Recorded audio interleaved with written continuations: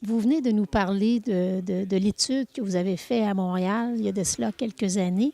Est-ce que vous pouvez nous parler du contexte dans lequel vous avez décidé de faire une étude comme celle-là?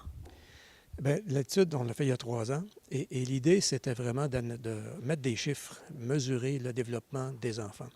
Et cet outil de mesure qui s'appelle l'IMDPE, qui a été développé au Canada, qui a été utilisé d'abord à Vancouver, ça permettait de mesurer jusqu'à quel point, à 5 ans, les enfants sont prêts pour l'école sur 5 dimensions de leur développement. Alors, c'est un outil qui est facile à utiliser parce que c'est des éducatrices qui prennent une journée avec le questionnaire. Ils repassent chacun de leurs enfants, une vingtaine d'enfants, et elle leur donne une cote, si vous voulez, en comparant les enfants les uns par rapport aux autres. Donc, ce n'est pas un outil diagnostique, mais c'est un outil qui lui permet à elle de voir quel est le niveau de développement des enfants dans cette classe, les uns par rapport aux autres.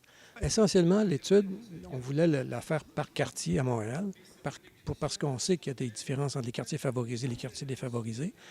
Et on l'a fait avec les commissions scolaires, parce que ça se fait dans les maternelles 5 ans. Et ce que ça nous a permis de faire, l'étude sur 10 000, sur les 15 000 enfants de ce groupe d'âge-là, c'est d'avoir des données fines par école et par voisinage à Montréal. Il y a 104 voisinages qu'on a utilisés pour l'étude. Et ça démontre des différences extrêmement importantes, presque du simple au double, dans le nombre d'enfants, pourcentage, qui sont prêts pour l'école dans un quartier, et il y en a 2 fois plus dans d'autres quartiers. Et on s'aperçoit que ce sont toujours les mêmes quartiers où le niveau de défavorisation sociale et économique est bas. Et on s'aperçoit que dans ces quartiers-là, évidemment, aussi, les enfants sont moins prêts pour l'école, ont toutes sortes de difficultés qui ne sont pas prises en charge avant l'âge de 5 ans. Et c'est là que c'est l'important d'intervenir, que démontre cette étude-là, mais évidemment, tout un ensemble de connaissances, l'importance d'intervenir très tôt pour supporter les enfants dans le développement des enfants. Je vous écoute parler, puis ça ressemble beaucoup à la mission de la Fondation Chagnon lorsqu'on parle de prévention et d'aller vraiment toucher l'enfant dès la naissance ou même pendant la grossesse. Quel est l'impact d'une fondation comme celle-là pour vous au Québec? L'importance de la Fondation Chagnon est considérable pour plusieurs raisons. D'abord, c'est un homme d'affaires qui décide avec de l'argent de sa compagnie, de la vente de Vidéotron, de créer une fondation qui a priorisé la prévention. Et c'est la première fois que moi, comme travailleur de la prévention au Québec depuis 1980, je voyais cette force-là arriver.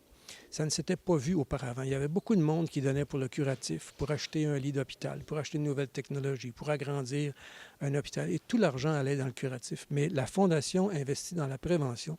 Et ça, pour les gouvernements, c'est très important de voir que ce n'est pas qu'une décision gouvernementale, mais ça vient d'une autre partie de la société, un groupe important qui met de l'argent dans la prévention. Et il y a eu 2 programmes en particulier, deux gros programmes, Québec en forme, où là, l'intérêt, c'était de faire bouger les jeunes, en particulier dans les quartiers défavorisés, parce que l'activité physique a énormément de bénéfices, autant sur la diminution de la violence, la réussite scolaire, les relations père et mère et enfants.